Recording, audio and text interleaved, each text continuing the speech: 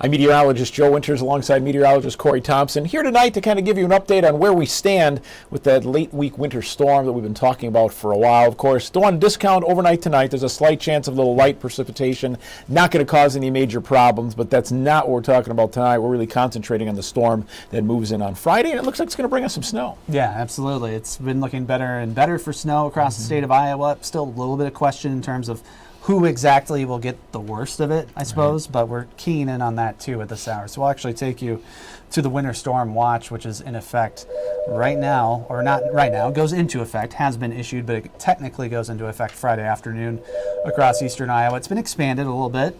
Earlier this morning included just our far western counties, now includes as far east as Waterloo, Cedar Rapids, and Iowa City.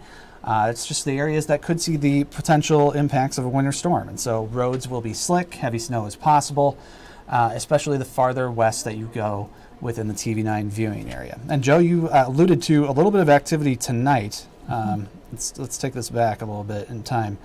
That brings us to a little bit of mixed precipitation tomorrow morning. Yeah, just a real weak system moving through. Now, I'm going to caveat that with, if you see some of that light precipitation, could it bring you a slippery spot or stretch on the roadways? Yes, certainly take caution if you do see some of that. But as you can see, not seeing much. There was a little bit in spots this morning too, but again, not really major and impactful. And it really looks like probably, let's say between 3 a.m. and 9 a.m., probably the time frame when you're going to see most of that kind of roll through. But again, not expecting much. Certainly no accumulation of any sort as it moves through. Yep, so just not much moisture around to give much for that little storm system that we're going to see tonight.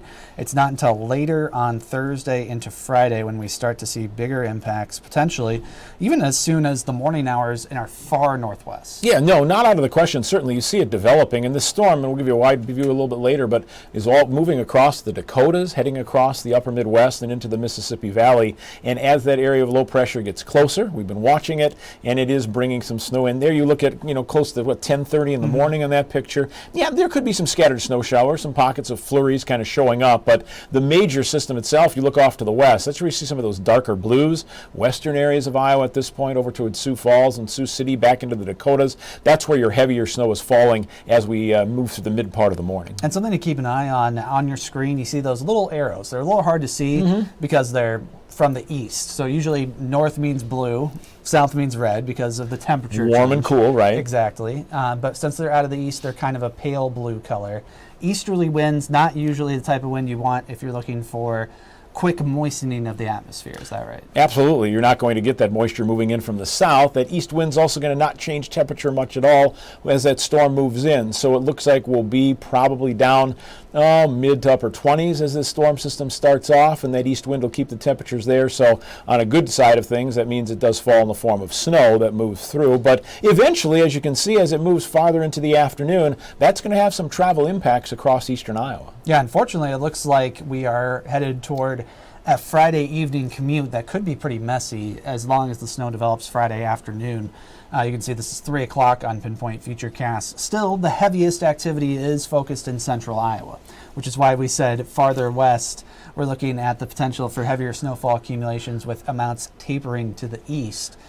Jessica put a comment in there, says, Joe Winters, you're a walking jinx. We've been telling them that for years. It's been almost 32 years. The jinx is alive. It's happening. Got the snow tie on today. So, yeah, but again, we just want to make you aware that snow is certainly moving in. Yes, this is Iowa. This is normal, correct. But we want to give you some timing as well, because there are many people that have to travel at different times of the day, whether it be for work or other activities. And we want to make sure you know when that snow is going to move in. Absolutely. We didn't get snow in the winter. That would be more abnormal than normal. Very much so. And this is stepping forward to 5 o'clock on Friday night. So we're winding down the work week, obviously, but weekend events going on Friday night. Bands of snow across eastern Iowa that likely will cause your commute to take longer. So if you do work a 9 to 5 on Friday, make sure to give yourself a bunch of time to expect to get home. Not going to be able to rush home quite the same as you might normally on a given day because of the snowfall taking place really all across eastern Iowa. But again, even as we head towards 7 o'clock, those darker blues in western Iowa, that's where we're seeing just generally heavier snowfall rates in that area. And we're going to lose the picture here for just a second. Bear with me as we refresh our graphics real quick. Things are going to be paused for just a second.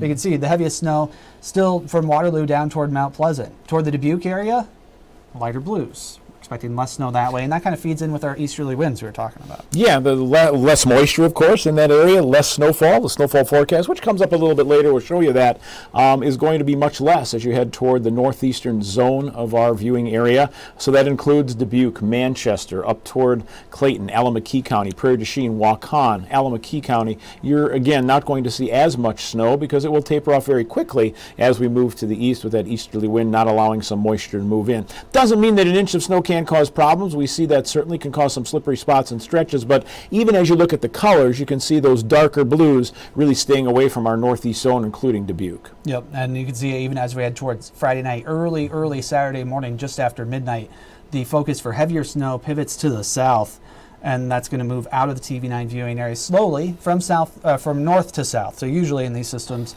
where the snow starts first, you are also the first for it to end.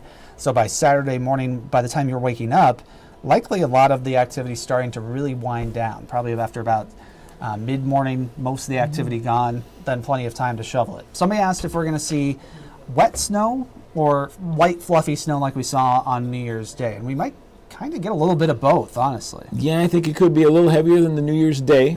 So that means it won't blow around as much. Yep. A little more moisture content there for that.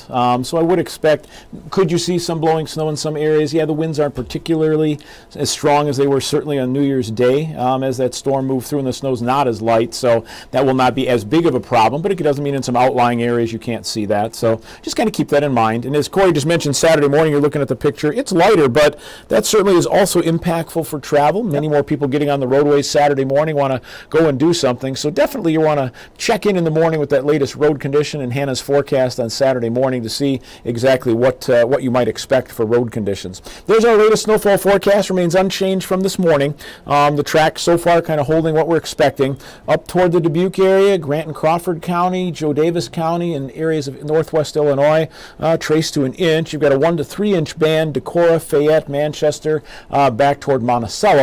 Right now, Cedar Rapids, Waterloo, Iowa City, right on that 3 to 6 inch line. So again, one of the heavier totals that we're seeing in eastern Iowa, but the farther west, as Corey mentioned earlier, as you head toward Marshalltown, Tama, Interstate 35, and points off toward the west over toward Ames, expecting some of those heavier totals on that side to be found. Yeah, you can kind of see it using this product called the Winter Storm Severity Index. So it's just kind of an idea of where the worst impacts from the storms will be.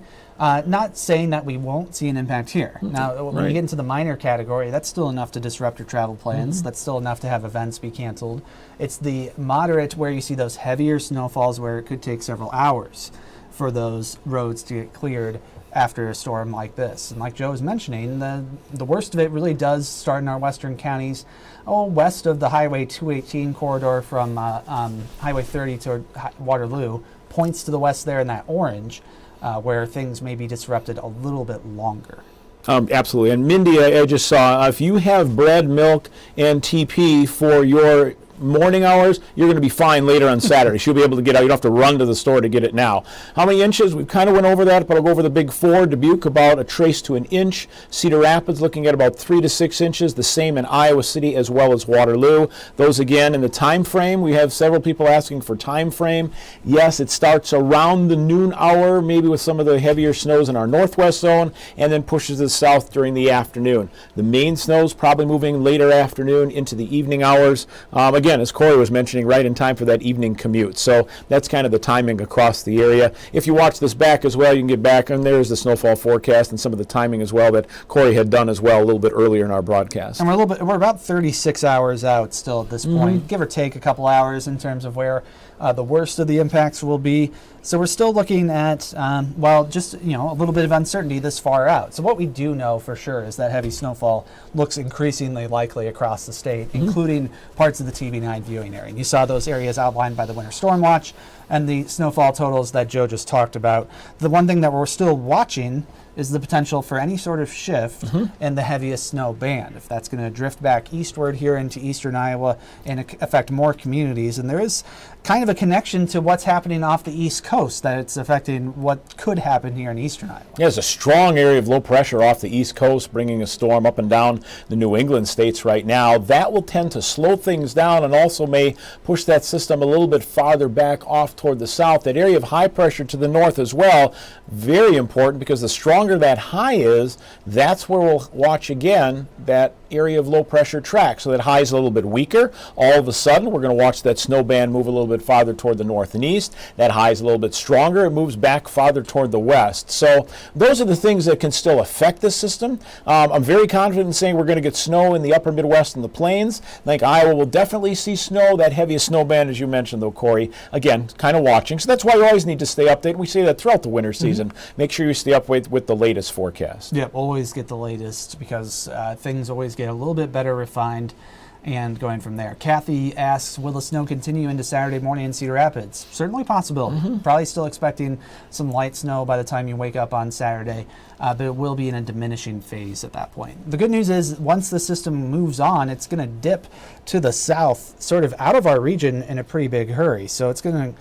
basically drop down right into the Tennessee Valley and then move up to the East Coast. That first strong storm off the East Coast is going to be followed up by another one as that storm takes a track well to our south. That probably means that we're actually going to avoid a prolonged period of strong winds after the storm. So we're going to get out of that tighter pressure gradient quicker. Yeah, quite honestly. I mean, Sunday right now looks just fine. Saturday morning, you're dealing with some of that, but even by the afternoon, evening hours of Saturday, things will be improving quickly, and of course, all the road crews will be out in those areas that see the heaviest snow and clearing those roads quickly as well. So Sunday at this point, if you're looking at your weekend plans, looks fine. Colder, yes, behind this system. We have highs in the 20s, lows down in the single digits. That'll hold for Monday as well, with our 3-day weekend coming up. So again, just kind of something we always see behind storm system. There you see it, Corey. The wind chills are going down. They are going down, but compared to what we've seen this month so far at times, yeah, it will be colder, but not as brutally cold as we've been treated to so far. 3 is nothing like 29 below that we had for a period of time. Big difference. So if you are